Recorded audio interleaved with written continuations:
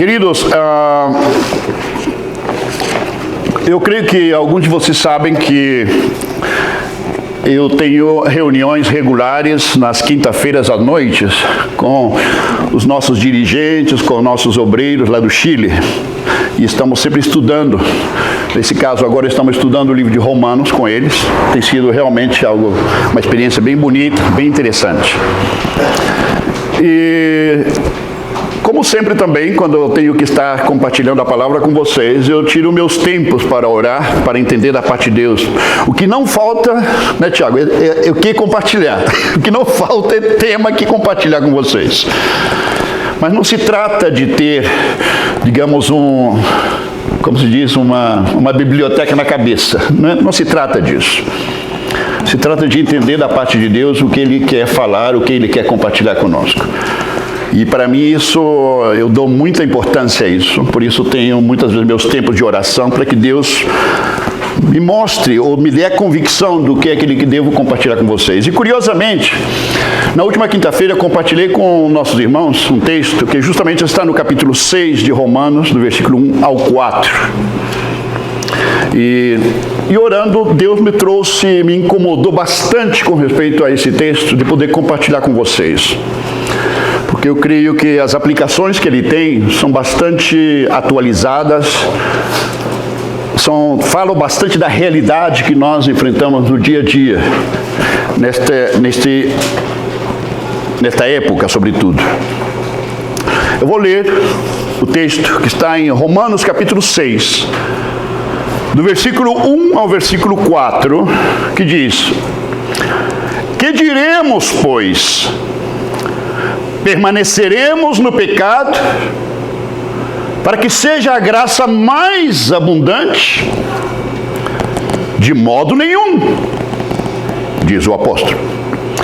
Como viveremos ainda no pecado, nós os que para ele morremos? Ou porventura ignorais que todos nós que fomos batizados em Cristo Jesus, fomos batizados na sua morte? Fomos, pois, sepultados com Ele. Fomos sepultados com Ele na morte pelo batismo, para que, como Cristo foi ressuscitado dentre os mortos pela glória do Pai, assim também andemos nós em novidade de vida, ou em vida nova.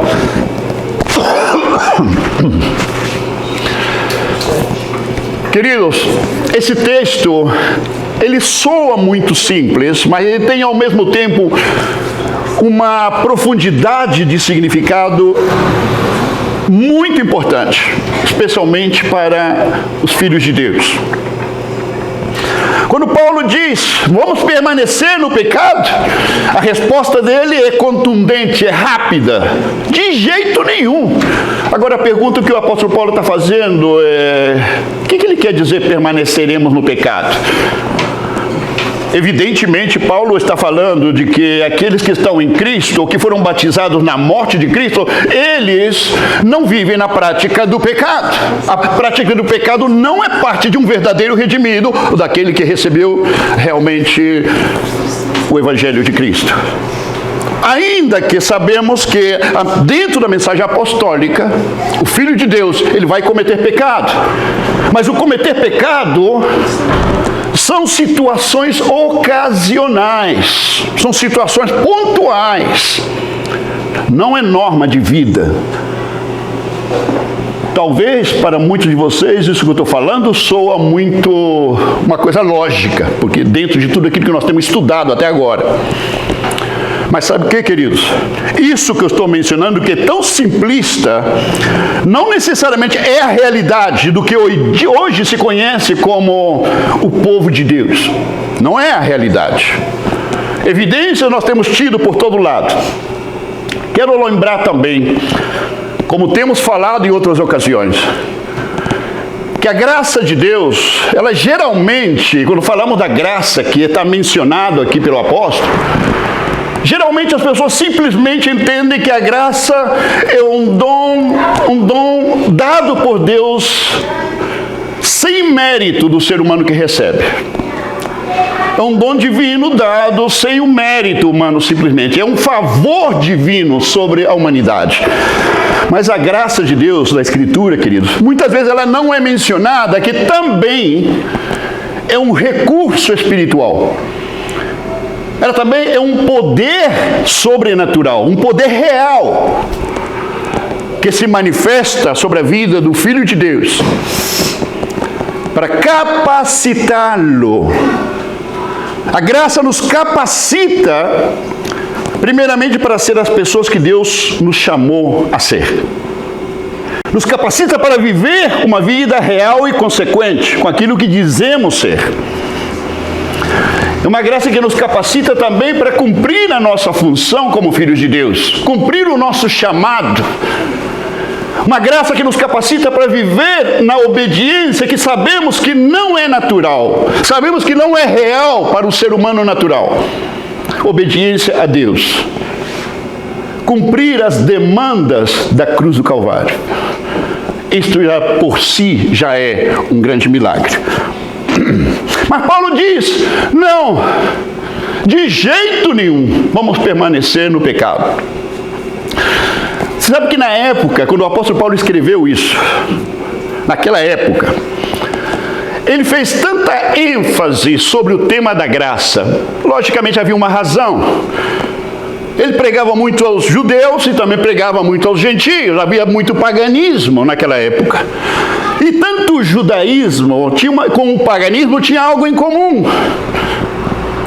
Eles todos se moviam prioritariamente sobre uma vida comportamental. Se moviam no fazer coisas, fazer obras para agradar a Deus. No paganismo era a mesma coisa, viviam em função de fazer coisas. Isso levou o apóstolo Paulo a enfatizar a graça de Deus. Mas ele enfatizou tanto que parece que de alguma forma isso levou tanto judeus como gentios a mal interpretar a natureza da graça. Em que sentido? Que naquela época eles começaram a imaginar que Paulo, pela ênfase que fazia, ele não achava tão grave, ou tão importante, ou tão relevante que as pessoas estivessem no pecado. Então Paulo não está dando tanta importância ao pecado, não. Porque a graça sempre será suficiente. As pessoas tinham esse entendimento, e na verdade era uma distorção da verdade. Então, vemos, por exemplo, lá em Romanos capítulo 5, versículo 20, olha a expressão que Paulo usa aqui, podem ler aí na tela também. Fala o seguinte: sobreveio a lei para que avultasse a ofensa, nesse caso o pecado. Mas onde abundou o pecado, superabundou a graça. Quando Paulo falava isso, os gentios e judeus começaram a entender que não tem problema você viver em pecado. Olha, está em pecado, não tem problema não, gente. Olha, somos de Deus, somos de Cristo, tudo bem. Você não se preocupe tanto com os seus pecados. A graça sempre será maior. Então você descuida, tranquilo, se relaxa. E Paulo aqui entra a corrigir justamente essa distorção. É interessante que o próprio Paulo, ele menciona também, lá no capítulo 3, versículos 7 e 8, capítulo 3 de Romanos, versículos 7 e 8, Paulo menciona o seguinte: alguns estão dizendo por aí que nós estamos ensinando que não se preocupem com pecado, não. Alguns estão crendo por aí que nós estamos ensinando que bom que vocês pequem bastante, porque quanto mais pecam, mais a graça de Deus vai a manifestar. E Paulo disse, a perdição deles já está esperando. É de condenar essa atitude e essa compreensão errada. E ele disse, isso é uma calúnia, disse o apóstolo Paulo, que estão dizendo de nós. Claro, com certeza está referindo a ele e ao Barnabé. Paulo está corrigindo essa situação. Agora, queridos, quando eu vejo evidências nos nossos dias, eu vejo que a coisa não mudou para nada. O problema segue vigente. O problema segue igual. Eu vejo um tremendo relaxo com respeito ao tema do pecado hoje, no meio do povo de Deus. Um tremendo relaxo, queridos. E evidentemente, é uma repetição da história. É uma interpretação, logicamente forçada e conveniente da graça de Deus. É como dizer, vamos baixar as demandas da cruz. Vamos baixar as demandas de Deus.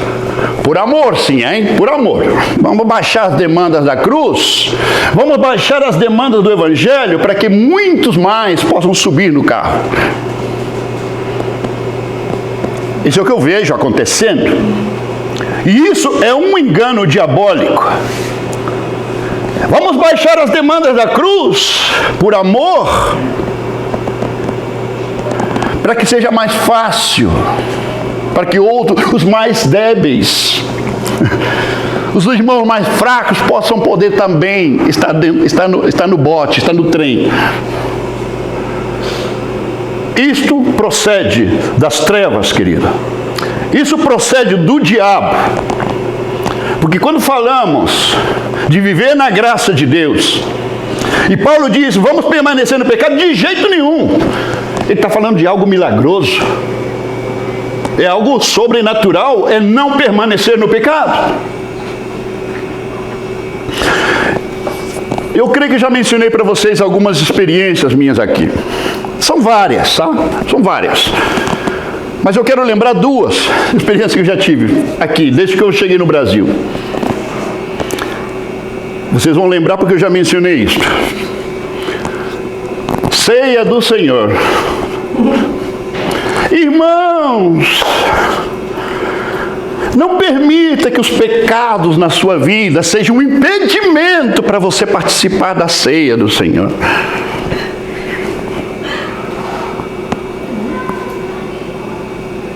Eu falei, que?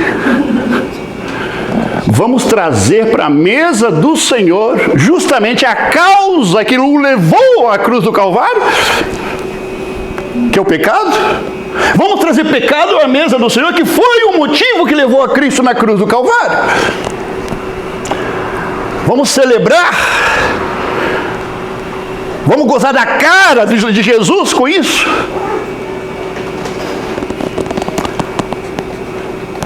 E querido, isso está acontecendo não com gente ignorante. Isso está acontecendo no chamado povo de Deus, com pessoas muito ilustradas. Está acontecendo isso. A cegueira espiritual não respeita nível social ou nível intelectual. A cegueira espiritual é um fenômeno que entra em qualquer porta, seja qual for.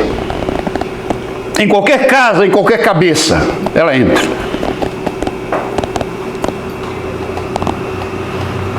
A outra é que tivemos uma reunião, essas reuniões que se faz com puros homens, né?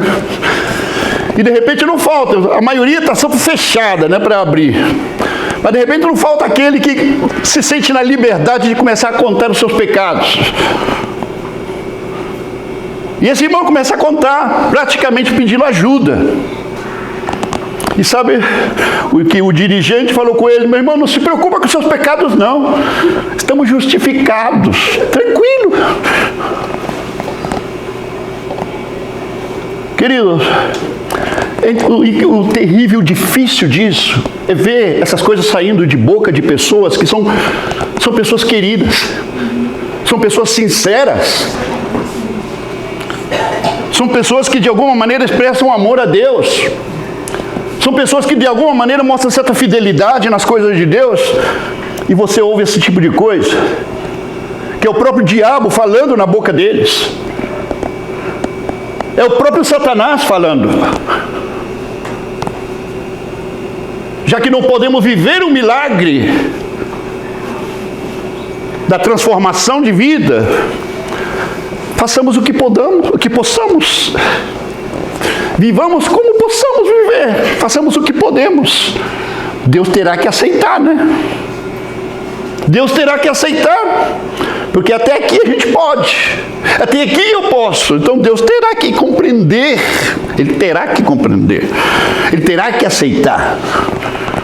Afinal, tanta misericórdia, tanto amor, por que não?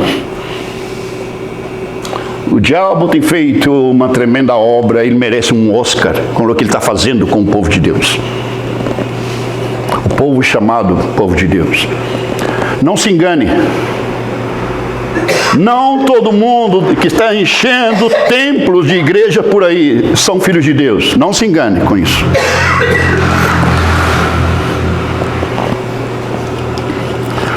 Um dos grandes perigos, queridos, que a igreja de Cristo, o Evangelho hoje enfrenta, tem vários nomes, mas tem um em particular que eu quero mencionar para vocês. Se chama a hipergraça. Alguém está familiarizado com essa expressão? A hipergraça. Eu sei que o Tiago está, porque a gente já conversou sobre isso. A hipergraça, essa hipergraça que não importa como você viva, a graça de Deus sempre estará sobre a sua vida, sempre. Já escutaram uma expressão como esta? Eu já escutei. Ó pecador, você está mal, fulano de tal, vem a Cristo, Ele te aceita tal qual você é. Deus, no seu infinito amor, Ele te aceita assim como você é. A famosa igreja da inclusão é assim que prega. Eu tenho uma novidade para você. Deus não aceita ninguém como Ele é. Deus não aceita o pecador como ele é. É diferente quando você diz ao pecador, vem como está. Vem como está. Essa desgraça como está, vem igual. Mas chegando aqui, se prepara porque eu vou te matar naquela cruz. Porque o que você é não serve, você não presta para mim. Então, você vai ter que morrer naquela cruz. E eu vou ressuscitar você como nova criatura. O fato que eu quero que você seja nova criatura é a prova incontestável de que você não prestava. Deus não aceita o homem como ele é. Isso, a mensagem também vem do próprio Satanás. E essa vem, sabe o que? Disfarçada de amor de Deus. Essa mensagem. Mas não é o amor de Deus isso. É um amor fabricado pelo próprio Satanás. Disfarçado de amor de Deus.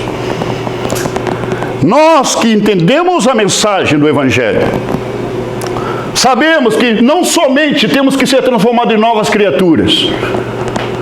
E nessa transformação, você e eu experimentamos um milagre, o maior milagre que pode acontecer na vida de um ser humano. De ser filho do diabo, ser transformado em filho de Deus. E ainda assim, Deus disse, é nova criatura, mas o trabalho ainda não terminou. A partir de agora, você vai sofrer uma transformação contínua até o dia que você tem que partir dessa vida. Cada dia da sua vida, a minha vontade suprema para cada um de vocês é que você deixe de ser mais e mais de você mesmo. Você possa minguar para que o caráter de Cristo possa ir sendo forjado em você. Se eu quero que você seja parecido cada vez mais a Cristo, é porque eu não aceito como você é. Pode soar muito duro isso, mas essa é a verdade que a Bíblia nos ensina. Ser como Cristo é a única coisa que Deus aceita de nós. Ele não aceita nada mais. Podemos querer oferecer muitas coisas a Deus. Podemos querer oferecer muita dedicação, muito serviço a Deus. Muito na obra de Deus. Mas que fique claro para cada um de nós, Ele só aceita de você e de mim que sejamos iguais a Cristo. Nada mais. Essa é a vontade suprema de Deus para cada um dos seus filhos. Não existe nada, uma vontade superior a essa de Deus sobre você e sobre mim.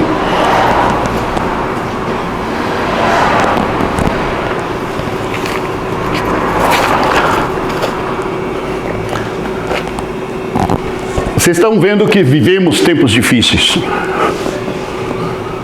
Tempos difíceis. Você sabe que hoje, denunciar qualquer pecado, hoje,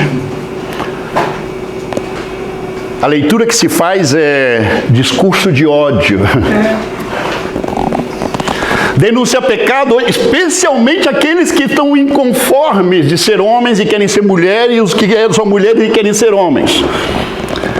É falta de tolerância, é discurso de ódio. Até para isso, até temos uma nova teóloga no Brasil agora. Chama Xuxa.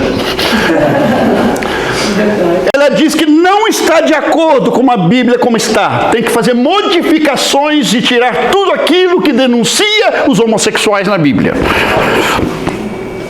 Porque isso é discurso de ódio. Esse gênio chamado Xuxa. Esse exemplo seguido por tantas crianças nesse país.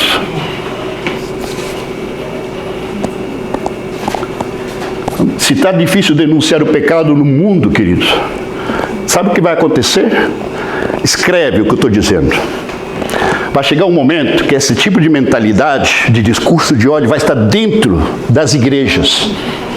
Você não vai mais, não poderá mais repreender um irmão. Você não vai poder mais corrigir um irmão. Porque me está julgando. Não, é que você não pode julgar essa pessoa. Já não se pode mais ter disciplina na igreja, não se pode corrigir, não se pode mais pregar a Bíblia. Porque está julgando.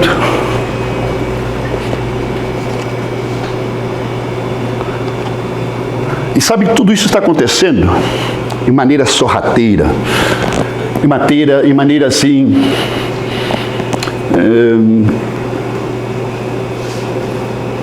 de maneira assim, ratonil, queridos, uma coisa assim, como uma coisa que vai se infiltrando nas gretas, que são muitas as gretas, e muitas pessoas que hoje são parte das igrejas.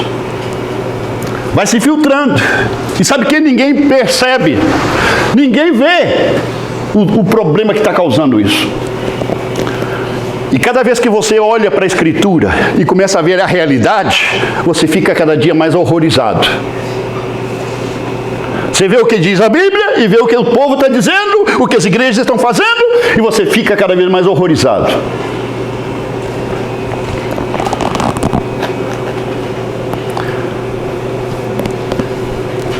Vai ser normal, dentro de um pouco tempo, acho que já está acontecendo, viver uma fé cristã que permanece mais tempo na UTI, que qualquer outro lugar. Como o Tiago muitas vezes tem falado, alguns estão vivendo nas igrejas miseravelmente salvos. Miseravelmente salvos. Isso por consequência, sabe de quê? De pecados não confessados, pecados não arrependidos, pecados não tratados, mas vai levando o barco igual. Vão levando. E os pecados seguem aí. Pecados não arrependidos, pecados não perdoados, pecados não tratados. Sem falar do descuido, que hoje é muito comum, da comunhão íntima com Deus. Não somente o descuido da comunhão íntima, o descuido na palavra, o descuido na oração, o descuido na importância, queridos, de estar juntos como corpo, de se congregar. Mas sabe que sempre haverá uma resposta satisfatória. A graça de Deus. Afinal, Deus nos ama. Deus me ama. Passe o que para Deus me ama. Deus me ama.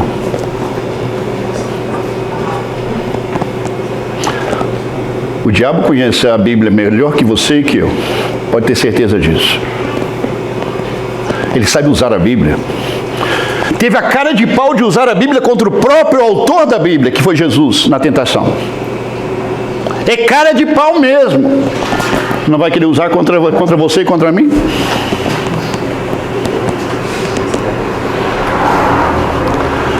Muitos desses, queridos, quando falamos da hipergraça, corrompem o sentido daquilo que nós ensinamos sobre a liberdade cristã. Você e eu não podemos errar com respeito a isso.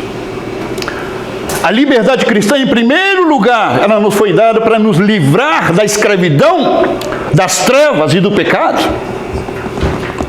A primeira ação da liberdade em Cristo é livrar-nos do poder das trevas e do controle do domínio do pecado em nós. Também a liberdade, queridos. Essa liberdade também é um poder espiritual que nos capacita para deixar de fazer a nossa vontade para fazer a vontade de Deus. Palavras de Cristo: ele que queira vir em pós de mim, negue-se a si mesmo, tome sua cruz cada dia, disse Jesus em Lucas 9:23. Tome sua cruz. Por que tomar a cruz cada dia? Você fala com essas pessoas da hipergraça? Não, eu já tomei a cruz uma vez na minha vida, faz uns 20 anos atrás. Mas sabe por que Jesus disse que tem que tomar a cruz cada dia, queridos? Falar que tomar a cruz cada dia significa que tem que morrer todos os dias. É para morrer todos os dias.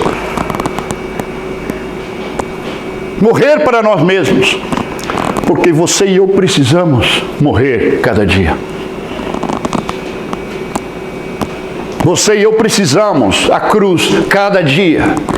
Porque a sua fé, a minha fé, ela é confrontada, é colocada à prova todos os dias. Todos os dias. Eu descuido isso e começo a viver uma vida cristã miserável. Miserável. A liberdade cristã nos leva também ao que nós chamamos de liberdade de consciência. Falamos também sobre isso. Eu não sei se choro ou se rio quando escuto o pessoal falar de liberdade de consciência. Me perdoa a expressão, mas as bestas quadradas não têm ideia do que estão falando.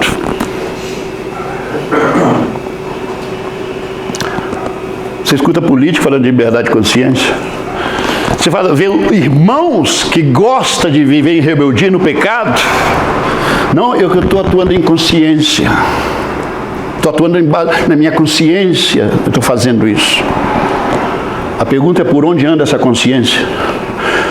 Por que antro e que buraco anda essa consciência? Nós fomos liberados pelo poder da cruz do Calvário. A nossa consciência, ela foi redimida na cruz do Calvário. E sabe para quê, queridos? Para estar cativa da palavra de Deus.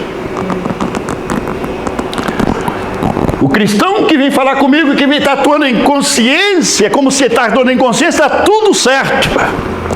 Está falando besteira. A não ser que ele saiba e entenda que a liberdade de consciência verdadeiramente é aquele que tem a consciência cativa da verdade divina, a consciência cativa da palavra de Deus. Esse sabe o que é liberdade de consciência. O resto é uma manga de ignorantes que não tem ideia do que estão falando.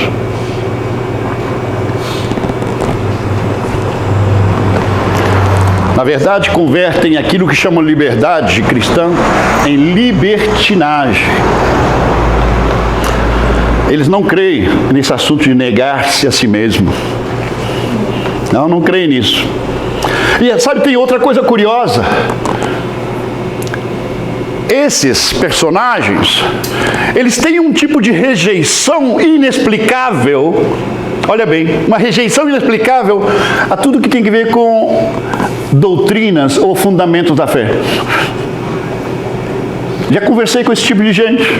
Não, eu não quero saber de doutrina, eu quero viver o cristianismo prático.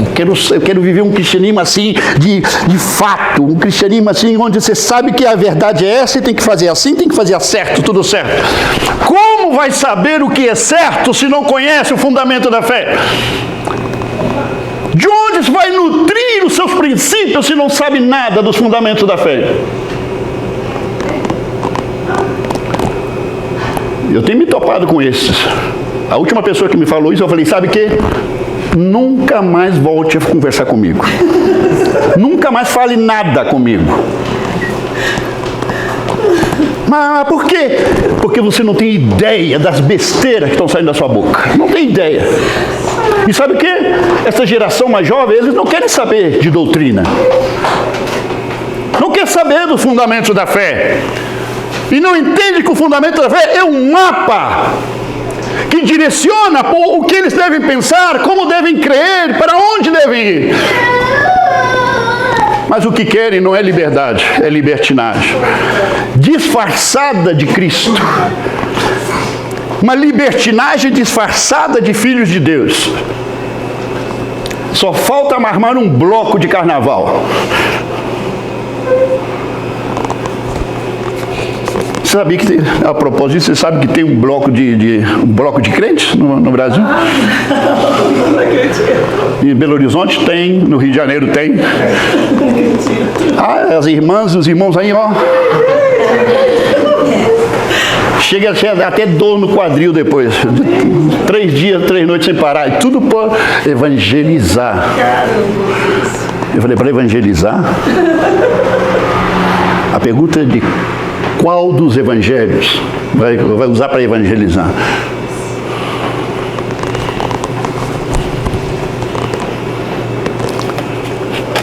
E sabe o que vai encontrar?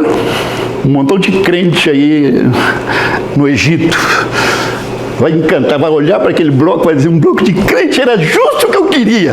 Era justo que me quadra perfeitamente o que eu quero.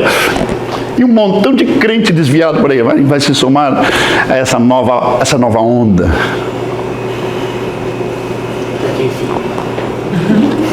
É interessante.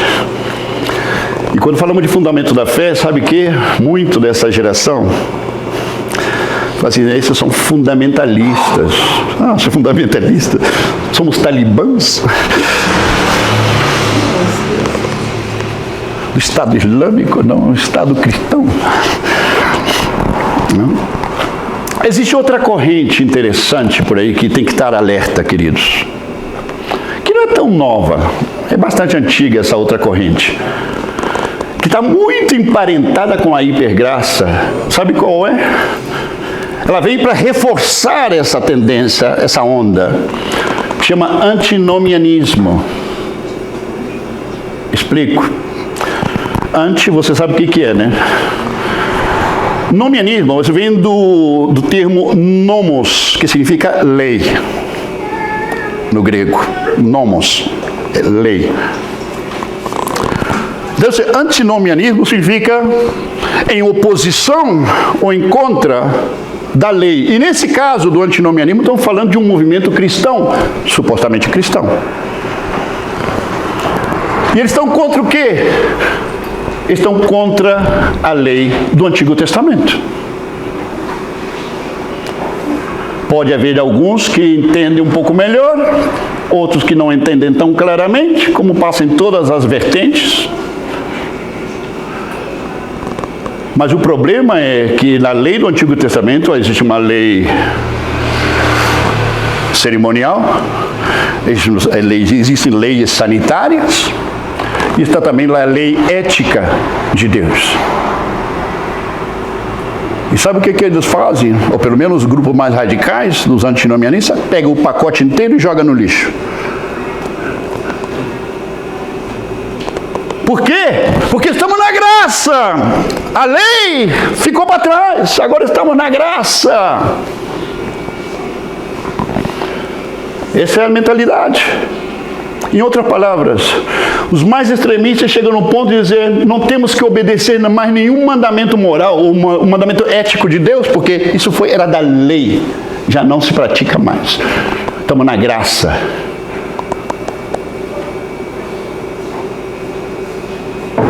Significa que pode matar também, né? Porque está na lei, já pode matar então. Pode roubar, pode mentir, porque a lei proíbe todas essas coisas.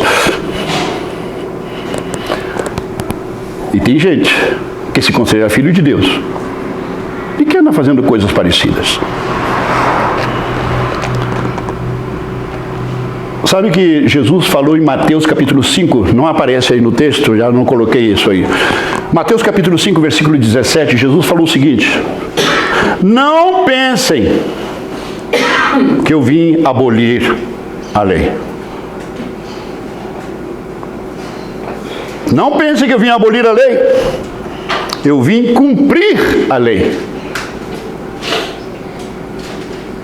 Até que todas as coisas sejam cumpridas, disse, nem um tio da lei vai passar. Versículo 18.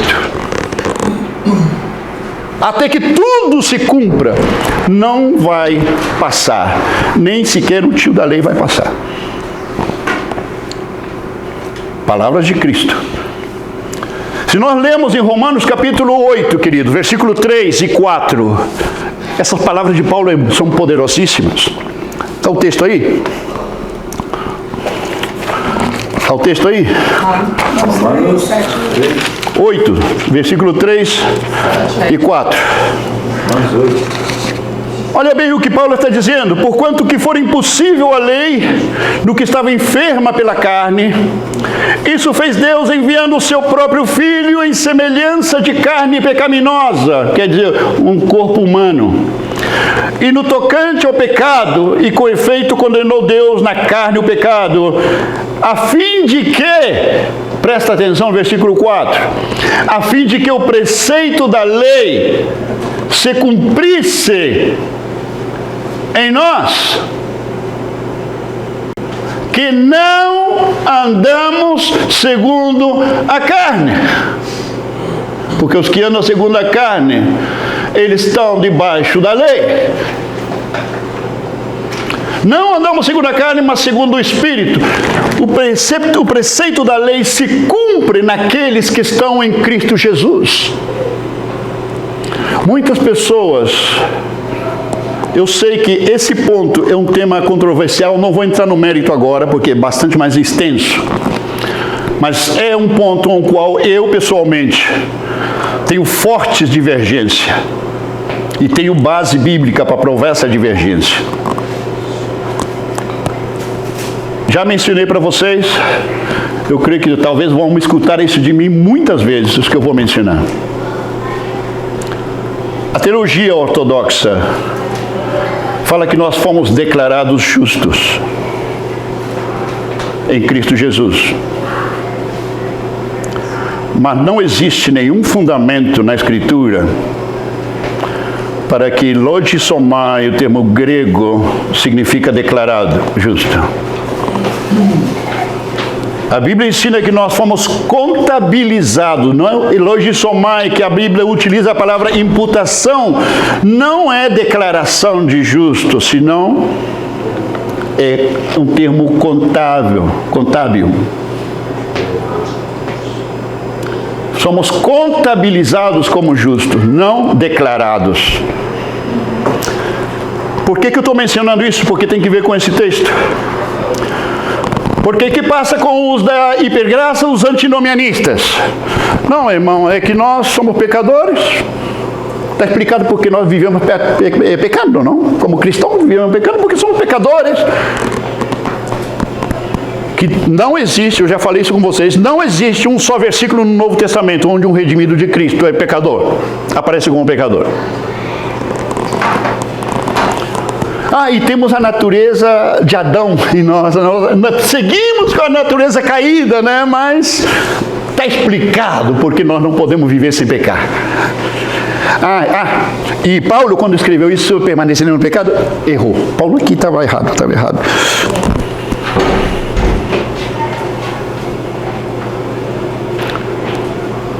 Queridos, se eu estou certo, como eu creio que estou, como já falei com vocês, me permitam a loucura novamente, não conheço ninguém, não quero dizer que não exista, mas não conheço ninguém que tenha estudado esse tema mais do que eu. Se eu estou no certo, se eu estou errado, não perdemos nada, lá no final.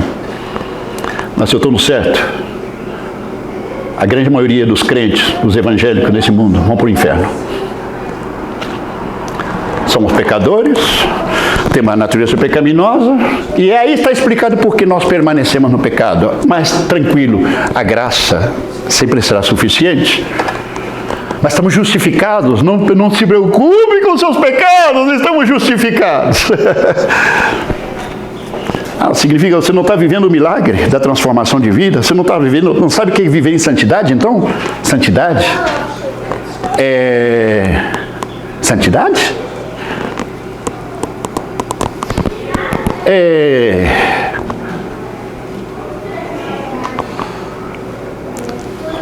Não nos enganemos. Não nos enganemos, queridos. Se você olha no Antigo Testamento,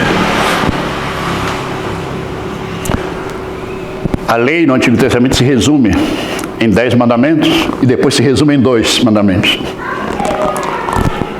Você pode perceber, aquele que verdadeiramente conhece o Evangelho de Cristo é o único que pratica os 10 mandamentos, na prática.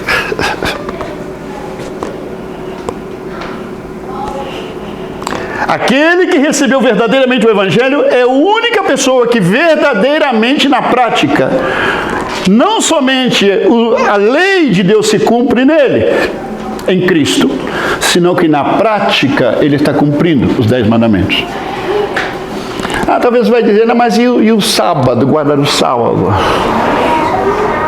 Por que estou mencionando isso? Porque talvez seja o único tema conflitivo aí dos 10 mandamentos. Sabe o que, querido?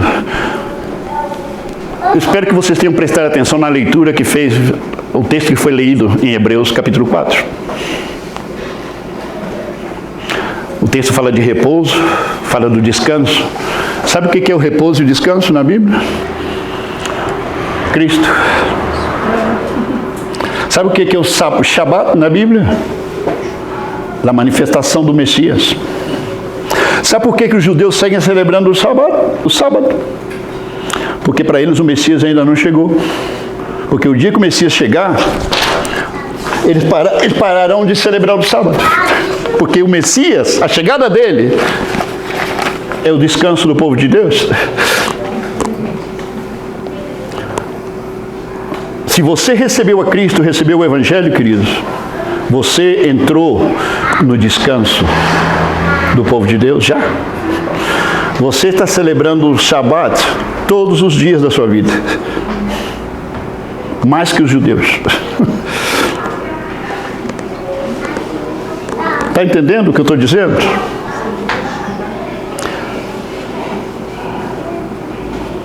O sábado é Cristo. É o descanso do povo de Deus. Capítulo 4 de Hebreus, versículo 10. Aqueles que entraram no seu descanso. Já entraram. O texto fala, falta alguns que entrem ainda no descanso. A palavra descanso, repouso, é sábado. Aqueles que entraram no sábado, descansaram das suas obras como Deus das suas. Cristo é o nosso sábado, Ele é o nosso descanso. É por isso que nós não celebramos o sábado da lei. Mas, curiosamente, nós sim celebramos o sábado da lei. Vivendo Cristo todos os dias da nossa vida. É um tema que a gente em algum momento nos estuda. A gente está faltando vigília para a gente, sabe? A gente estudar essas coisas. Você fica dando ideia. Dando ideia, né? Não, em sério, são temas que muitas vezes as pessoas não entendem isso. Mas precisamos tirar tempo para estudar esses temas. Que tem que ver o sábado com a gente. Bom tema, né? Ok, sigamos. O tema é esse da hipergraça, queridos. Não existe nenhum movimento formal, nenhuma instituição com respeito a isso. Mas o mais perigoso é que esse movimento segue crescendo. Se multiplica exponencialmente os pregadores da hipergraça. Fica advertido porque você vai encontrar com eles logo, logo. E segundo os antinomianistas, esses que estão contra a lei, como toda a lei, olha bem, olha uma forma de pensar, como toda a lei foi abolida, nós vamos viver a nossa vida cristã na medida que nós podemos, vamos fazer o que podemos. Porque o que falta, a graça vai cobrir. E sabe o que? Não se atreva a falar de santidade com eles. Vão rir na sua cara. Fazem isso e pensam assim porque a graça sempre será superabundante. Agora, como também eles entendem, como na época do apóstolo Paulo, que quanto mais pecamos, mais a graça de Deus vai se manifestar. Está tudo certo, está tudo resolvido. E isso tem gerado uma nova consciência cristã, querido, secularizada. Onde se enfatiza, você sabe disso, se enfatiza o sucesso, o êxito pessoal. Se enfatiza nas igrejas o sucesso pessoal de vida. Inclusive, se enfatiza o sucesso ministerial nas igrejas. Se você vai ler, entrar em Facebook, ver assim, aparece um cara falando assim, vou te dar 10 pontos para ensinar para você como fazer a sua igreja crescer. Eu vi isso outro dia, eu falei, gente do céu, quem é esse cara? Como fazer a sua igreja crescer? A pergunta é, de que igreja está falando?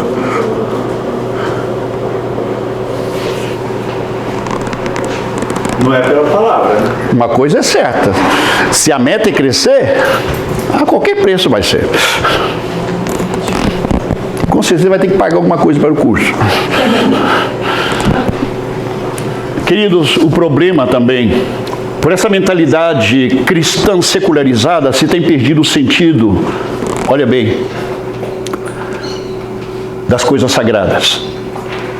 Tem se perdido o sentido da solenidade. Tem se perdido o sentido da devoção. E eu me preocupo por nossa congregação, queridos. Honestamente, me preocupa. Quando eu falo disso, por favor, não pense que eu estou falando isso por ser chato. Mas tempo de louvor não é tempo para estar conversando. Eu sei que de repente alguns usam uma Bíblia no celular. Se é assim, tudo certo. Mas o tempo de louvor, ou o tempo da mensagem, não estejam olhando outras coisas que não tem a ver com o que está falando ali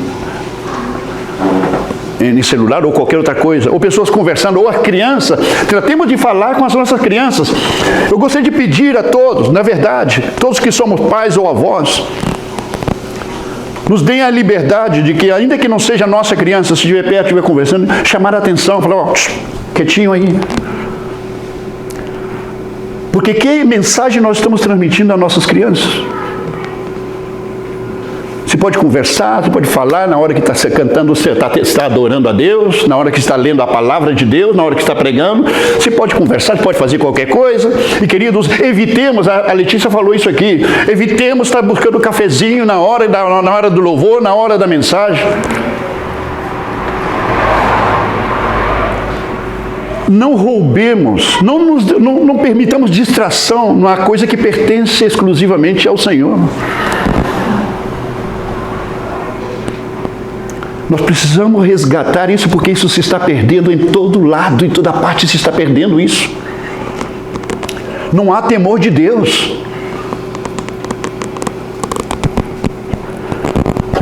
Eu acho que vocês me entendem, certo? As crianças vão fazer as coisas delas sempre. Então é normal que sejam corrigidas, tá? Não estou dizendo que as crianças não vão fazer isso mais. Não é isso. Elas vão seguir fazendo, mas nós vamos ter que chamar a atenção para poder ensinar para elas, tá bom?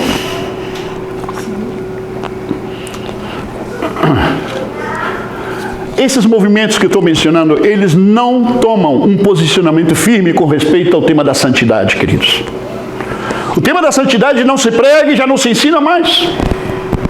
A maioria das igrejas não se fala mais disso. Afinal, somos todos pecadores. Afinal, todos temos natureza caída. O que se pode esperar? Isso ensinam, isso pregam. Isso é o que se ensina no Instituto Bíblico e seminários teológicos. E eu tenho como demonstrar que estão errados. Se alguém tem dúvida, pode me buscar pessoalmente, eu posso mostrar para você. Hebreus capítulo 12, versículo 14. Olha o que diz aí. Segui a paz com todos e a santidade. Talvez apareça aí santificação. Talvez em algumas traduções bíblicas apareça santificação. Por que aparece santificação? Porque a palavra agiasmos, que a palavra grega significa santidade e santificação. Significa as duas coisas. Seguir a paz e a santidade, sem a qual ninguém verá ao Senhor.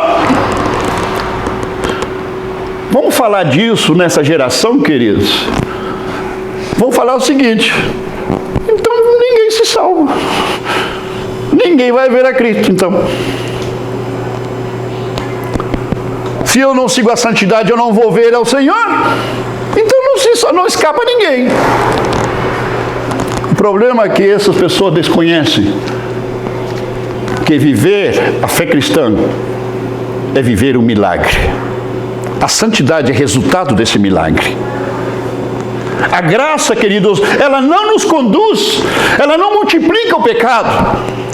É pela graça e pela fé nós somos justificados, não somos declarados, somos feitos justiça de Deus. E uma vez feito de justiça de Deus, com a justiça de Deus, o revestimento de Cristo, inauguramos algo chamado santidade, santificação. É resultado da graça. A graça não é uma porta aberta para seguir pecando, é todo o contrário. A graça é um recurso espiritual que nos capacita para viver a vida santa que Deus demanda de nós. E quando descuidamos, quando relaxamos, o que acontece? Cometemos pecado. Mas isso não é a norma de vida. Isso é o que a Bíblia me ensina, queridos. Isso é o que Romanos ensina.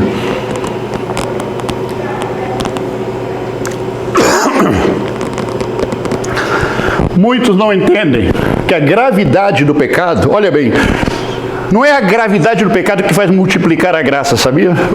O que essas pessoas estão entendendo é que é como se o pecado, quanto mais ele aumenta, o pecado produz graça. O que eles estão entendendo é que o pecado é que gera graça. E não. A graça ela é gerada por causa do pecado, mas quem gera a graça é Cristo. É Deus que gera a graça. É Ele que faz multiplicar e faz abundar a graça. É o perdão dEle, é a misericórdia dEle que faz gerar maior graça. Não é o pecado. E essas pessoas que andam confundidas com isso, eles creem que o pecado é que está gerando graça. É impressionante.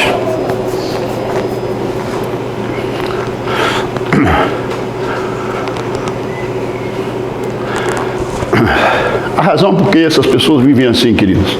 Primeira razão, ainda não entenderam a natureza do Evangelho. Ainda não entenderam a natureza do Evangelho. Segundo, já falei com vocês, somos todos pecadores e temos a natureza caída de Adão. Mas somos filhos de Deus, dizem eles.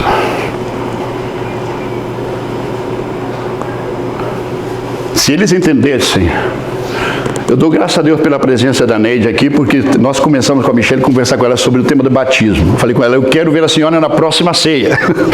Então, começamos a compartilhar com ela sobre o tema do batismo para conferir com ela, na experiência dela, né?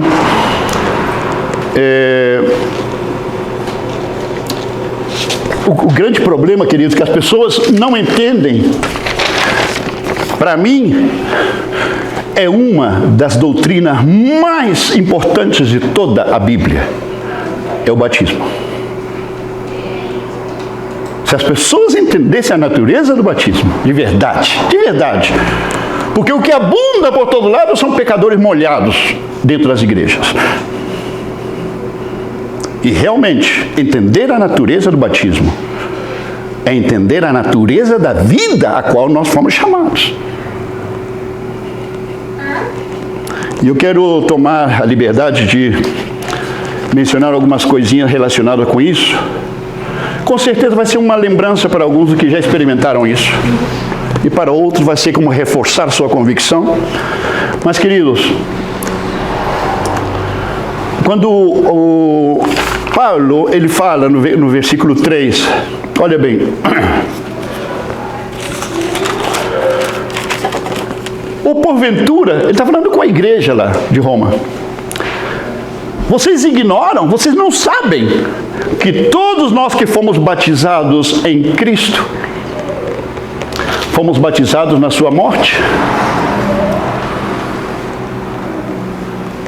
Essa expressão em Cristo, em sua morte, o termo grego que aparece, a partícula grega que aparece aí é eis, que significa em direção a. Está falando em direção a Cristo, em direção à sua morte?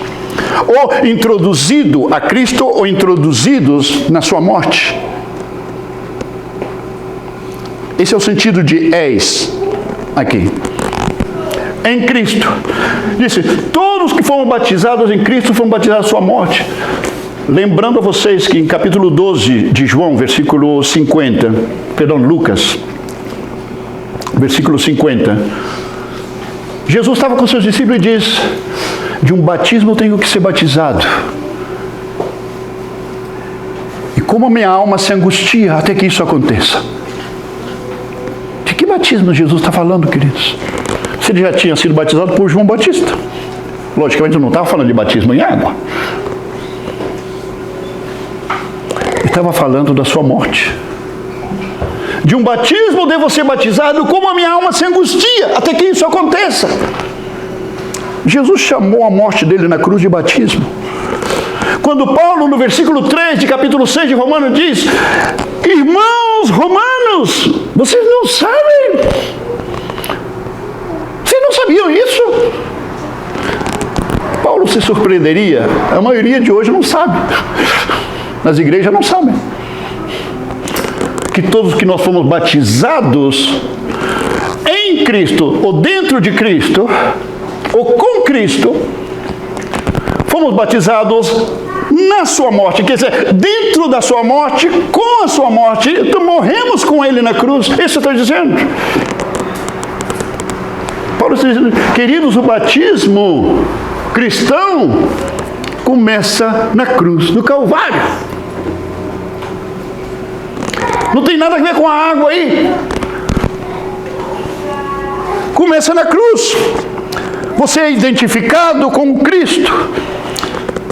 O propósito da morte de Cristo é revelado na sua vida. E você entende aquilo. E você crê naquilo.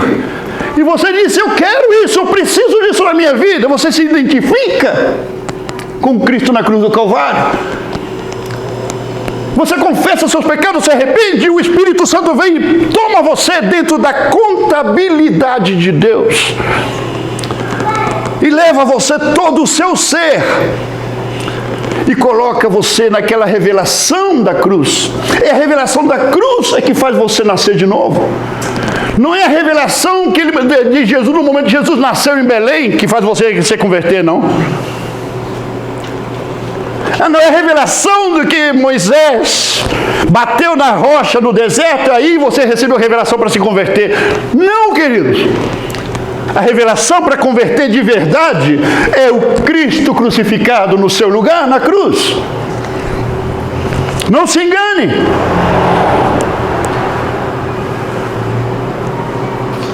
A revelação das dimensões da Arca de Noé é para converter você em evangélico. Mas a revelação da cruz do Calvário é para matar você e ressuscitar você como verdadeiro cristão, um verdadeiro filho de Deus. E experimentar um milagre, um toque de Deus que é inexplicável nesse mundo. E você é feito nova criatura. Para poder experimentar a presença do próprio Deus habitando dentro de você.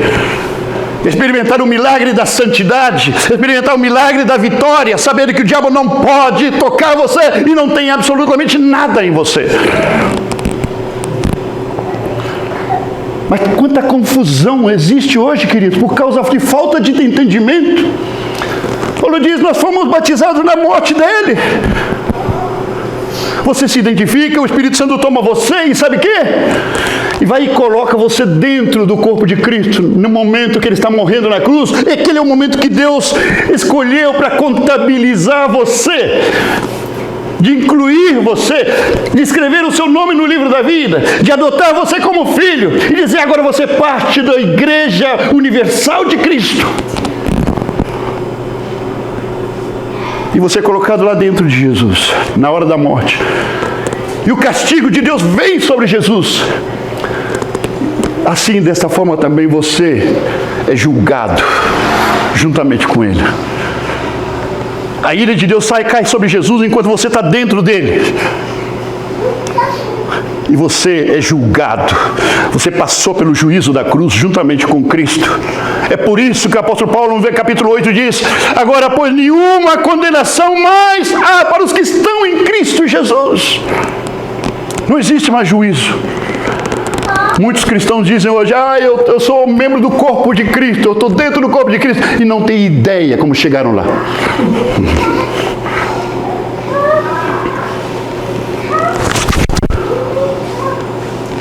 Fomos colocados dentro de Cristo. Agora, para esses que eu acabo de mencionar aqui, olha bem, para esses, ele foi introduzido dentro do corpo de Cristo. E claro, levaram junto dentro do corpo de Cristo o título de pecadores. Até Adão conseguiu entrar dentro deles, dentro de Cristo. A natureza maldita herdada de Adão também entrou dentro de Cristo.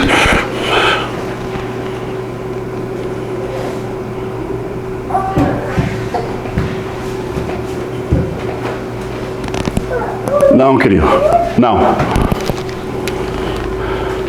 Não. A cruz do Calvário, a Bíblia nos ensina que destruiu o poder das trevas, destruiu o poder do pecado e da carne, destruiu toda a maldição. O poder da cruz do Calvário venceu o mundo e venceu também a você e a mim. Venceu nossa natureza caída na cruz do Calvário. Porque quando falamos que Cristo tomou o nosso lugar na cruz, a pergunta é quanto de você Jesus tomou lá na cruz do Calvário? Ou que parte da sua vida foi levada na cruz por Cristo? Bom, a teologia tradicional ensina que é uma parte só. Está entendendo o que eu estou falando?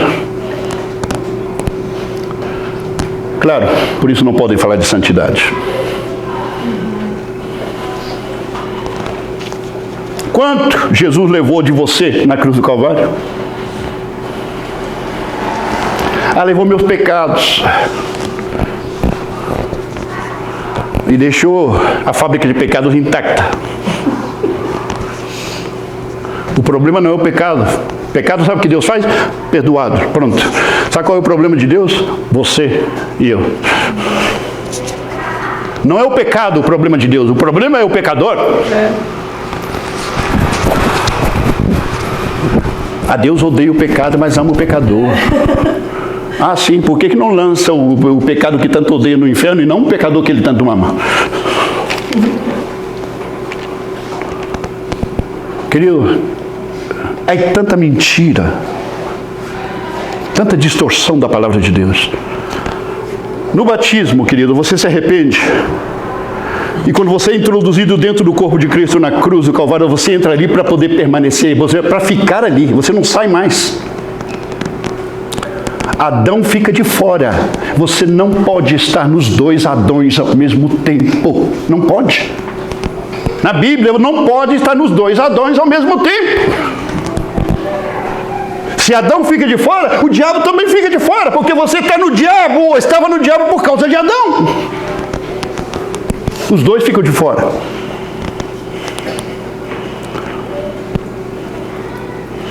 E sabe que, uma vez que está dentro dele, Neide, isso tem que ver com o batismo. Quando você está dentro dele, nós lemos lá em 1 de Coríntios, não sei se está aí, creio que está aí, 1 Coríntios capítulo 12, versículo 13. Esse texto é o texto mais explícito sobre o batismo do Espírito Santo. Olha o que diz aí. Porque por um só Espírito todos fomos batizados. Olha, é o batismo do Espírito Santo. Isso aí. Por um Espírito fomos todos batizados em quê? Em um corpo. Quando diz em um corpo, sabe o que está dizendo? És um corpo. Dentro de um corpo.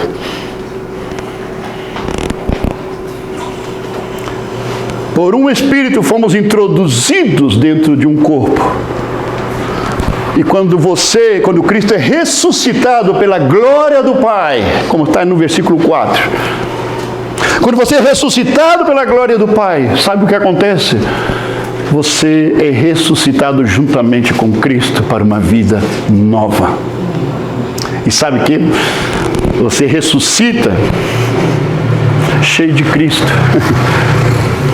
Cheio do Espírito Santo, batizado no Espírito Santo. Esse é o batismo do Espírito Santo. Toda outra conversa com isso é pura falácia. Esse é o batismo do Espírito Santo. Não tem nada mais na Escritura sobre isso. Você sai cheio do Espírito de Deus.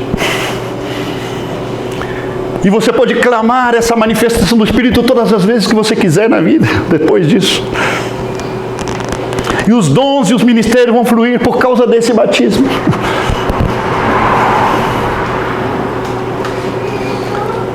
E você participou da morte e da ressurreição de Cristo. Mas tem uma coisa, querido, isso que aconteceu com você, olha bem, só Deus e você sabem isso. Você é filho de Deus, seu nome está escrito no livro da vida, você é parte do corpo universal de Cristo. Mas só você e Deus sabem. E aquilo é uma realidade. Esse milagre, você sabe que experimentou esse milagre. E sabe o quê? Depois disso, mas a igreja, ela tem duas expressões. Não são duas igrejas, é uma só, que se expressa de duas maneiras. O corpo universal de Cristo, você sabe que tem irmãos nossos que estão lá na China que você nunca vai conhecer? Esse é o corpo universal de Cristo. Mas a igreja tem uma expressão local, uma expressão física. E sabe que para pertencer a essa igreja local, para ser parte desse corpo local, olha bem o que eu estou falando, para poder sentar na mesa do Senhor e comer um pão feito de farinha e um vinho feito de uva, que representa o corpo e o sangue de Cristo, você precisa passar pelas águas do batismo. Não são dois batismos não, queridos. É um só. Começar na cruz, Neide, começa lá na cruz. e termina dentro da água.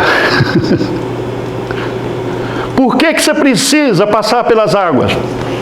Primeiro, porque batizar nas águas é uma expressão, escuta bem, uma expressão externa da mesma realidade que você já viveu internamente. Você já é parte do corpo universal de Cristo, da Igreja Universal de Cristo, mas agora você precisa ser parte da congregação local, física de Cristo. E esse batismo em água é o que faz você ser parte real, aos olhos de Deus, da igreja local. E é o que te permite sentar na mesa do Senhor e participar dos elementos da ceia. Tanto que uma pessoa, quando vai batizar em água, eu falo com ela, eu só batizo você se você já estiver batizado. Se não está batizado, não venha. Não venha. É como casamento, né? Quando fazemos a cerimônia de casamento, eu faço a mesma coisa. Não existe casamento em igreja? Onde tiraram isso? De onde tiraram isso? Invenção da igreja católica e a igreja evangélica copiou. As autoridades civis são as que são válidas aos olhos de Deus o casamento. Esse é o casamento reconhecido por Deus. Então, a pessoa vem poder fazer a cerimônia na igreja. Eu falei, eu só fazemos uma cerimônia de casamento se você já estiver casado. Se não estiver casado, não existe cerimônia de casamento. Está entendendo? Algo legitimado diante de Deus e necessita ser expressado publicamente. Por que as águas também, querido? A mesma coisa. Vão estar os seus irmãos como testemunha? Os demônios estão aí como testemunha? Os anjos de Deus estão testemunha porque eles não sabem o que aconteceu na cruz com você. Só Deus sabe. Isso legitima. Ademais, é um mandato do Senhor. Alguém diz, mas por que tem que batizar em água? Se eu estou batizado na cruz. Porque o mandato do Senhor deveria ser mais que suficiente o fato que é o mandato de Cristo. De repente, nesse assunto do grupo, onde o ancião responde, uma pessoa diz, olha, eu não estou satisfeito com a minha igreja. Tem algum problema se eu não me congrego? Mas eu sou filho de Deus. Ah, você é parte da igreja.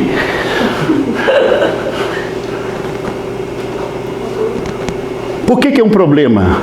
A pessoa que pensa nisso, ou questiona isso, ela não sabe ainda o que é igreja. Esse grupo aqui, queridos, não são duas igrejas. Não está o corpo universal de Cristo e a igreja local. Não são duas coisas.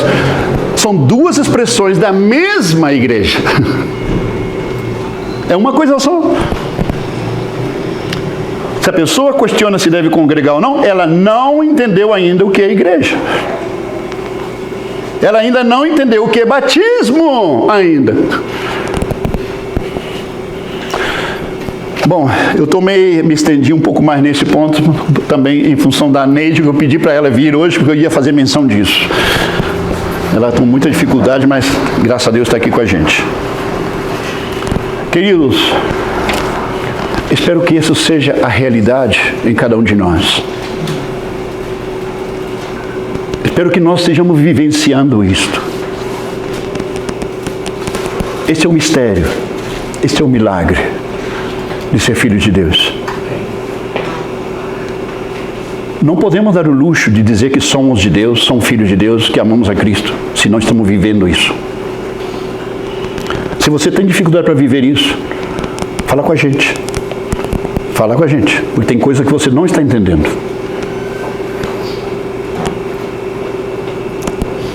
Talvez precise ser ministrado. Se você se considera filho de Deus, não se conforme até você estar vivendo tudo isso. E lembre-se, santidade é norma de vida no cristão. E quando se descuida, comete pecado. O que está no mundo, a norma de vida dele é viver no pecado. E quando tem febre, faz alguma coisa que presta. E ele pensa que essa coisa que presta, que ele faz, tem pontuação diante de Deus. Tem crédito no céu. Não, ele segue condenado como sempre. Amém? Amém.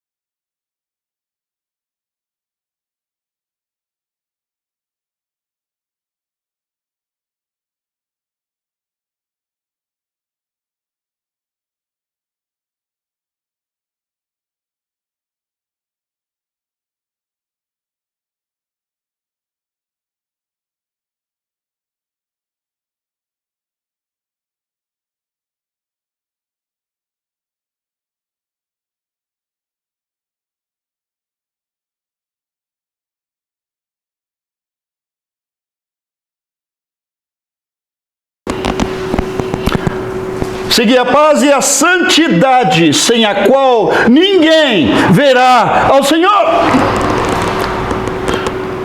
Vamos falar disso nessa geração, queridos? Vamos falar o seguinte: então ninguém se salva. Ninguém vai ver a Cristo, então. Se eu não sigo a santidade, eu não vou ver ao Senhor. Então não escapa ninguém. O problema é que essas pessoas desconhecem que viver a fé cristã é viver um milagre. A santidade é resultado desse milagre. A graça, queridos, ela não nos conduz, ela não multiplica o pecado. É pela graça e pela fé nós somos justificados, não somos declarados, somos feitos justiça de Deus. E uma vez feito de justiça de Deus, com a justiça de Deus, o revestimento de Cristo, inauguramos algo chamado santidade, santificação. É resultado da graça. A graça não é uma porta aberta para seguir pecando, é todo o contrário. A graça é um recurso espiritual que nos capacita para viver a vida santa que Deus demanda de nós. E quando descuidamos, quando relaxamos, o que acontece? Cometemos pecado. Mas isso não é a norma de vida.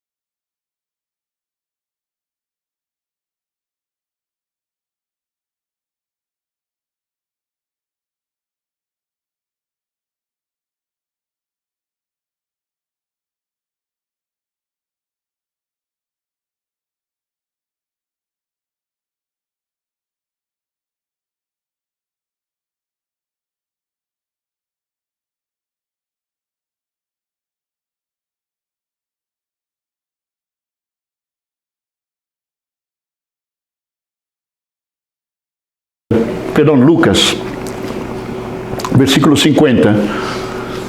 Jesus estava com seus discípulos e diz: de um batismo eu tenho que ser batizado.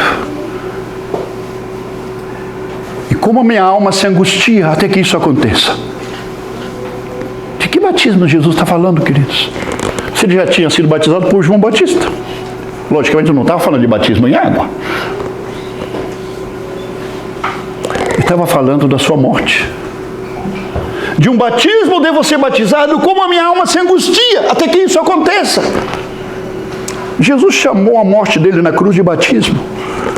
Quando Paulo, no versículo 3 de capítulo 6 de Romanos, diz: irmãos Os romanos, vocês não sabem. Vocês não sabiam isso? Paulo se surpreenderia. A maioria de hoje não sabe. Nas igrejas não sabem.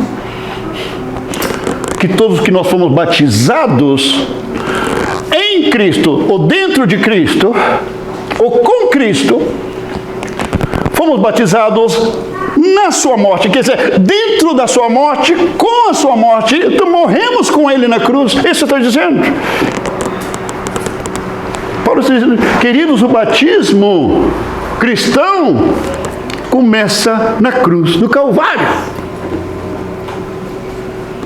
Não tem nada a ver com a água aí. Começa na cruz. Você é identificado com Cristo. O propósito da morte de Cristo é revelado na sua vida. E você entende aquilo. E você crê naquilo. E você diz, eu quero isso, eu preciso disso na minha vida. Você se identifica com Cristo na cruz do Calvário. Você confessa seus pecados, se arrepende, e o Espírito Santo vem e toma você dentro da contabilidade de Deus.